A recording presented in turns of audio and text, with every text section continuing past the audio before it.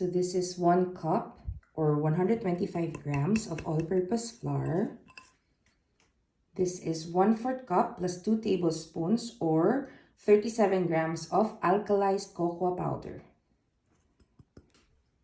Tapos, 1 tablespoon or 5 grams of instant coffee powder. Don't worry po, hindi magiging mocha ang lasa ng inyong chocolate cake. Adding a small amount of instant coffee powder will actually enhance the chocolate flavor. 3/4 teaspoon of baking soda. 3/4 teaspoon of baking powder. 1/2 teaspoon fine salt. At 3/4 cup or 150 grams na light brown sugar.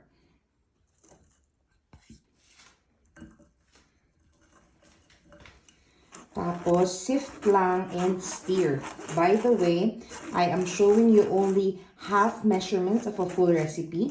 Just multiply all measurements by 2 to make the full recipe, but I will also send you a copy of that.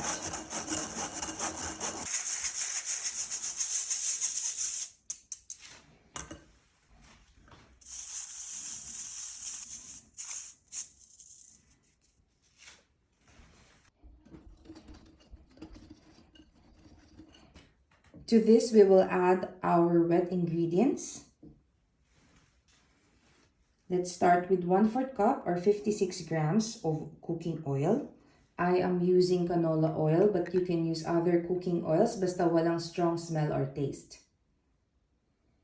Tapos, I have here 1 cup or 250 grams of full cream fresh milk, to which I will add 1 tablespoon of white vinegar.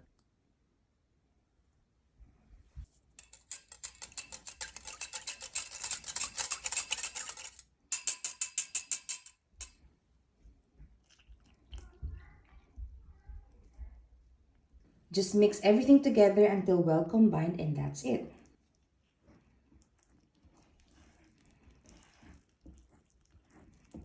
As you can see, pinipress ko yung ating butter sa gilid ng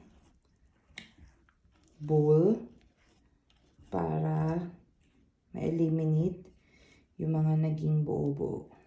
So, para makasigurado tayo na wala siyang clumps, isift natin siya before pouring to our pans.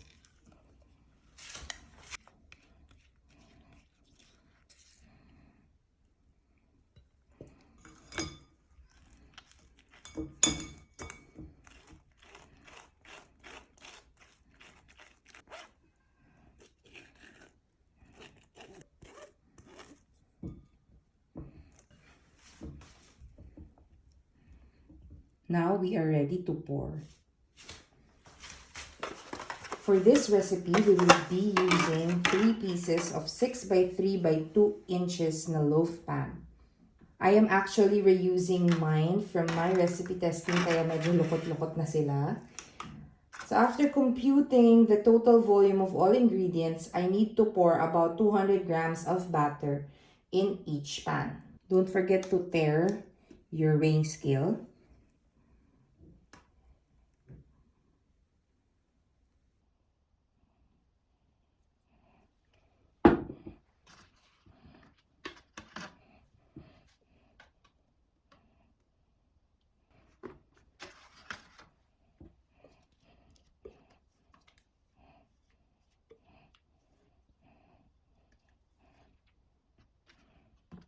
So, siguraduhin lang po na ang bawat pan has almost the same amount of batter para sabay-sabay silang maluto. Ngayon, pwede na po nating lutuin. Let's bake this for about 16 to 20 minutes. Huwag pong kalimutan na mag-set ng timer para hindi po tayo masunugan. So, paano ba malalaman kung luto na ang inyong cake? Pwede po kayong gumamit ng toothpick, tapos tusukin nyo lang yung gitna. Tapos, kapag po yung toothpick nyo almost clean na, pwede nyo na pong ilabas ang inyong mga baking pans. Huwag nyo pong hintayin na maging super clean po yung toothpick ninyo kasi by that time, na-overcook na po ang inyong cake at magiging dry na yung texture niya. Ang cake kasi, paglabas niya ng oven, magpapatuloy pa siyang maluto dahil sa sarili niyang init. So habang naghihintay po tayo na ma-bake ang ating cake, pwede na po natin gawin ang ating chocolate frosting. So we just need to combine everything sa isang saucepan except yung oil. So that's 1 cup or 250 grams of all-purpose cream. 1 cup or 250 grams of full cream fresh milk. Lagyan na natin yung ating 3/4 cup or 150 grams na light brown sugar. Tapos, siftin natin yung ating 3/4 cup or 75 grams na alkalized cocoa powder. Isabay na rin natin yung ating 1/4 teaspoon na salt. So, just whisk everything together and cook over medium fire. So, hindi nyo kailangan na mahalo ng mabuti bago nyo isalang sa apoy. Yung pag-init ng inyong gatas at cream ay makakatulong sa pagtunaw ng inyong asukal at cocoa powder. So, salang na natin ito sa apoy. Just make sure na haluin ng haluin hanggang maging smooth ang inyong mixture. Tapos, hayaan na mag-simmer at mag-thicken. Kapag parang gravy na po siya sa consistency, pwede nyo na pong tanggalin sa apoy at idagdag yung 1 tablespoon na cooking oil. Tapos haluin lang po ulit hanggang sa maging smooth. Hayaan lang na mag-cool down ang inyong frosting habang nag-cool down din ang inyong cake. Hindi kailangan hintayin na completely cool down. So about mga 30 minutes lang po. Tapos pwede nyo nang i-pour ang inyong frosting dun sa inyong cake. So after cooling down, ito na po yung itsura ng ating chocolate frosting. Medyo warm pa siya, pero nakita nyo naman, mas naging thicker na siya. So pag nag-cool completely yan, lalong magiging thicker, lalo na kapag nilagay na sa loob ng ref. So ngayon, i-pour na natin siya sa ating mga pans. Gamit din tayo ng weighing scale. After maluto ng chocolate frosting, transfer ko siya dito sa aking bowl. And I took the chance to measure kung gaano karami yung ating frosting pagkaluto. At dinivide ko yun to 3. So each pan will have about 190 to 200 grams of frosting. So allow this to completely cool down and then store sa loob ng ref. So, optional na i-dust ng cocoa powder yung taas ng inyong chocolate frosting. Use a small sifter. Gawin natin siya sa isa sa ating mga pans para makita ninyo. So, may mga mabibili po kayong aluminum pans na ganito na meron na siyang clear na plastic lid. Yun po yung nire-recommend ko na bilhin ninyo lalo na at pangbenta. Tapos, pag nalagyan nyo na yan ng lid, pwede nyo lagyan ng ribbon, pwede nyo lagyan ng paper sleeve, pwede nyo siyang ilagay sa isang box or sa isang paper bag para magandang tignan. So, ang preference ko po for chocolate cake ay yung hindi masyadong matamis, pero hindi rin naman matabang sa tamis. At gusto ko po yung deep, dark chocolate flavor. So, ayoko po nung parang diluted yung chocolate or parang matamis lang yung nalalasahan ninyo. Kung swak po yan sa panlasa ninyo o sa hinahanap nyo, then just follow this recipe as it is. Pero kung gusto nyo po ng mas matabang or mas matamis, I will give you some guidelines for modifications. So, ang sugar po, hindi lang basta tamis ang binibigay niya sa isang recipe. Nagbibigay siya ng moisture, nagko-contribute siya sa softness, at saka tenderness ng isang cake. Kaya hindi rin po basta-basta na magbabawas or magdadagdag kayo ng asukal. But, with the range that I will give you, magiging acceptable pa rin po ang results ninyo. Ibig sabihin, magkakaroon pa rin kayo ng moist chocolate cake. So for this recipe, you can decrease the amount of sugar by 50 grams or increase it by 50 grams. Depende po sa panlasa ninyo. But again, it will affect the level of moisture. Habang kumukonte po yung sugar, mas nababawasan po yung moisture. Pero tulad nga po ng sabi ko, acceptable pa rin po ang magiging results ninyo. As for the frosting, mas flexible po tayo pagdating sa amount of sugar. So you can decrease or increase it according to your taste or preference. Pero, make sure na balansehin nyo pa rin po yung tamis ng inyong frosting dun sa tamis ng inyong cake. Kasi baka naman sumobra po yung tamis or sumobra yung tabang. So, tikman nyo rin siya na magkasama.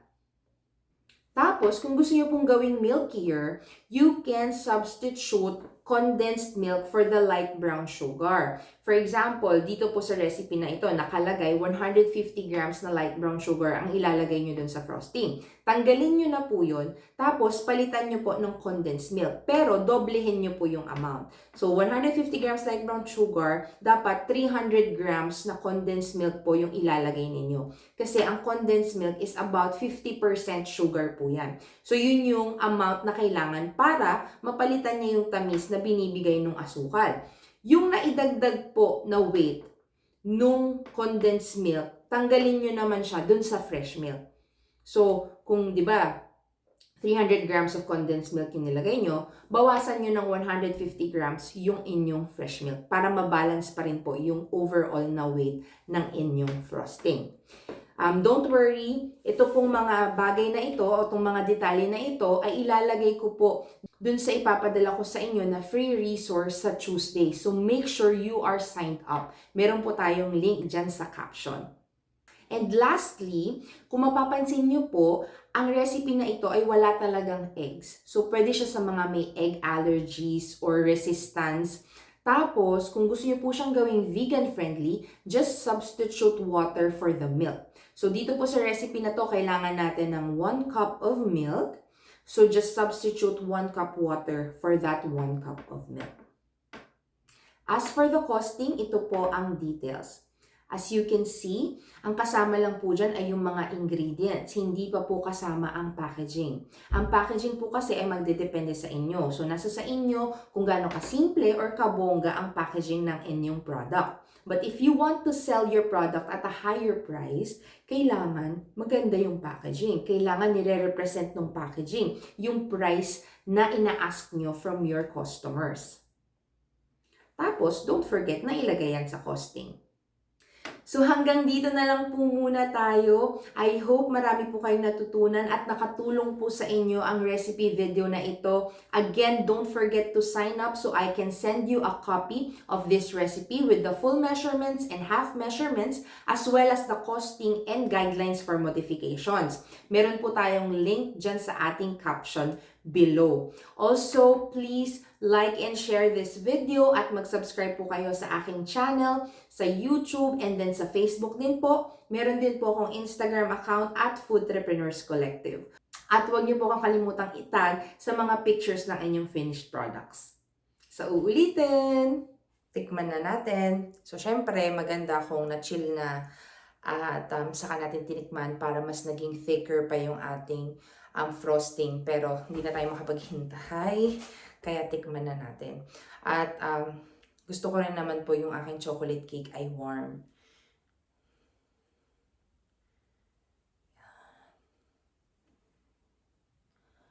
Ooh, look at that.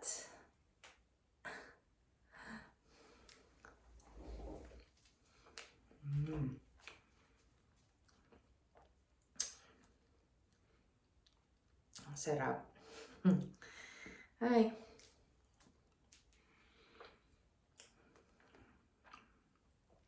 Super sarap. Saktong-sakto lang yung tamis niya for me. Tapos deep dark chocolate flavor. Pero that doesn't mean na mapait po siya. Ang sarap niya. Tapos very moist yung ating cake. Look. Yan, sarap.